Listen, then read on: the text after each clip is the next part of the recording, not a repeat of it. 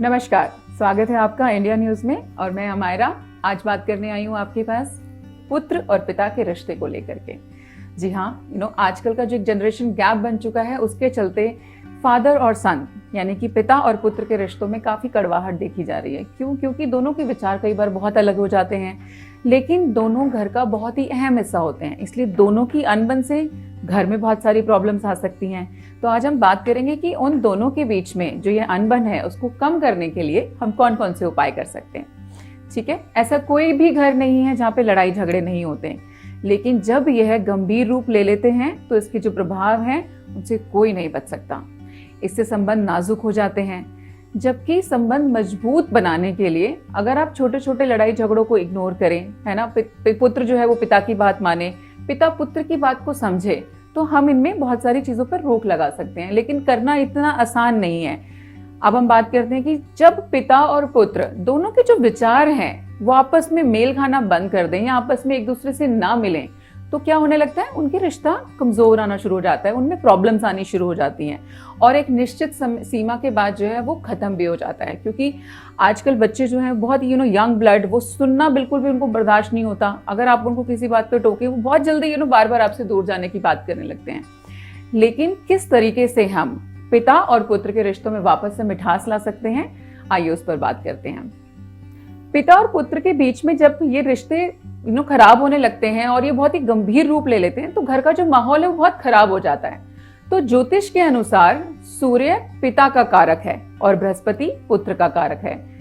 यदि जन्म कुंडली में ये ग्रह कमजोर हो या कमजोर ग्रह के साथ युति बना रहे हो तो ये निश्चित रूप से पिता और पुत्र के बीच में समस्याएं पैदा करेगा।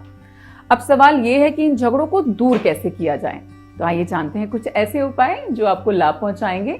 और ये जो उपाय है आपको 3 रविवार तक लगातार करने हैं। कुछ उपाय शनिवार के भी हैं, तो आपको 3 शनिवार तक ये लगातार करने होंगे। ठीक है, तो रविवार को आपको क्या करना है, 1.25 किलो, है ना, 1 किलो 250 ग्राम जो है वो गुड़ लेना है और उसको पानी में बहा देना है। ऐसा आपको 3 रविवार तक करना है।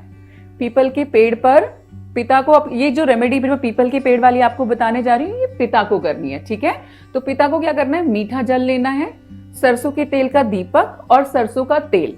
सरसों के तेल का दीपक जो है पीपल के पेड़ के नीचे जला दीजिए। सरसों का तेल भी आपको जो है पीपल के पेड़ में अर्पित करना है और मीठा जल भी जो है आपको पीपल के पेड़ में अर्पित करना है। ठीक है, ऐसा करने से क्या होगा, पिता और पुत्र के बीच में जो कलह हो रही है वो बहुत ही जल्दी दूर हो जाती है और दोनों के बीच में मिठास बढ़ने लगता है। वहीं अब पुत्र को जो है जल में गुड़ मिलाकर सूर्य देव को जल चढ़ाना चाहिए, जल अर्पित करना चाहिए, ताकि उनके बीच की जो कलह है वो बहुत जल्दी दूर हो सके। ठीक है, आप पिता को जो है उपहार भी दे सकते हैं। अगर जो बेटा है वो अपने पिता को रविवार के दिन कोई गिफ्ट देता है, कोई उपहार देता है, तो उससे भी जो है उनके रिलेशनशिप में, उनके रिश्ते में सुधार आता है। अब हम बात करें शनिवार की। मैं आपको बता रही थी कि आपको एक रेमेडी जो है वो शनिवार को भी करनी है। तो शनिवार वाले दिन अगर जो है पिता पुत्र को, यहाँ पे पहले पुत्र जो है पिता को गिफ्ट कर रहा है संडे वाले दिन, राइट। अब सैटरडे को जो है, शनिवार वाले दिन, पिता अपने पुत्र को नीली वस्तु दान कर सकते हैं इस कलह को दूर करने के लिए, आपस के वाद विवाद को दूर करने के लिए। तो आप इन उपायों को जरूर आजमा करके देखिएगा और रिजल्ट हमारे साथ शेयर कीजिएगा। धन्यवाद।